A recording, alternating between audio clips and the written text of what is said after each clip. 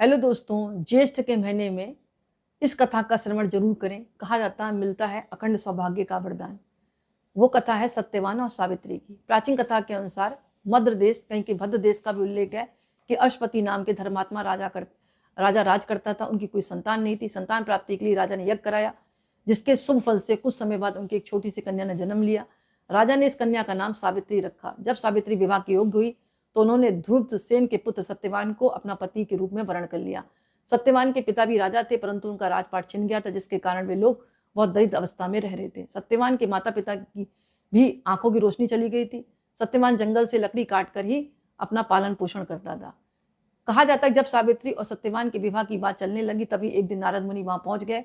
सावित्री के पिता राजा अश्वपति को बताया कि सत्यवान की अल्पायु है और विवाह के 1 वर्ष बाद उनकी मृत्यु हो जाएगी। जिसके बाद सावित्री के पिता ने अपनी बेटी को समझाने की कोशिश की, लेकिन सावित्री ने फैसला नहीं बदला। आखिर में सावित्री और सत्यवान का विवाह हो गया। इसके बाद सावित्री सास ससुर और पति की सेवा में लग गई। जिस समय बीतता गया वह दिन भी आ गया जिसके बारे में नारद मुनि ने बताया था। उस दिन सावित्री भी सत्यवान के साथ वन को गई थी। वन में सत्यवान लकड़ी काटने के लिए जैसे ही पेड़ पर चढ़ने लगे, उनके सिर में दर्द होने लगा।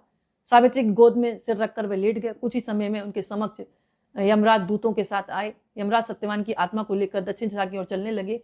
पतिव्रता सावित्री भी उनके पीछे चलने लगी।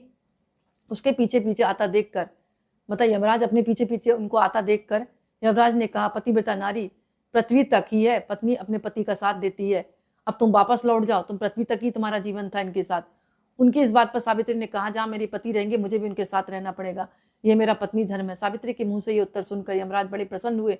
उन्होंने सावित्री को वर मांगने को कहा और बोले, मैं तुम्हें 3 वर देता हूँ, बोलो तुम कौन कौन से 3 वर लोगी, तुम मांग सकती हो। तब सावित्री ने सास ससुर के नेत्र की ज्योति मांगी, ससुर का खोया हुआ राज्य मांगा और अपने पति सत्यवान के 100 पुत्रों की मां बनने का वर मांगा। अच्छा, जो यमराज थे वो जल्दी जल्दी जाना चाह रहे थे। उन्होंने तथास्तु कह दिया, लेकिन ये बात भूल गए कि सत्यवान के 100 पुत्रों की मां सावित्री कैसे बनेगी, यानी अपनी ही बात में वो फंस गए। तब सावित्री ने कहा, आप मेरे पति को तो लिए जा रहे हो, मैं इनके पुत्रों की मां कैसे बनूंगी। तब यमराज ने उन्हें आशीर्वाद दिया और कहा कि आज के बाद सावित्री तुम बहुत होशियार हो, और आज के बाद जो है जो भी इस कथा को सुनेगा या सुनाएगा उसकी भी पत्नी जो भी इस कथा को सुनेगी या जो भी सुनेगा उसको दीर्घ आयु का वरदान मिलेगा, उसके पति को भी दीर्घ आयु का वरदान मिलेगा। सावित्री फिर से उसी बट वृक्ष के पास चली गई जहां सत्यवान का मृत शरीर पड़ा था। सत्यवान के मृत शरीर फिर से जीवन का संचार होने लगा और मतलब यमराज के आशीर्वाद से उनका पति जीवित हो गया। तो ऐसा कहा जाता है कि मृत्यु के बाद भी माता सावित्री ने अपने पति को दीर्घायु प्राप्त करवाई। तो इस कथा को ज्येष्ठ के महीने में कोई भी सुनता है या सुनाता है तो उसके पति की भी दीर्घायु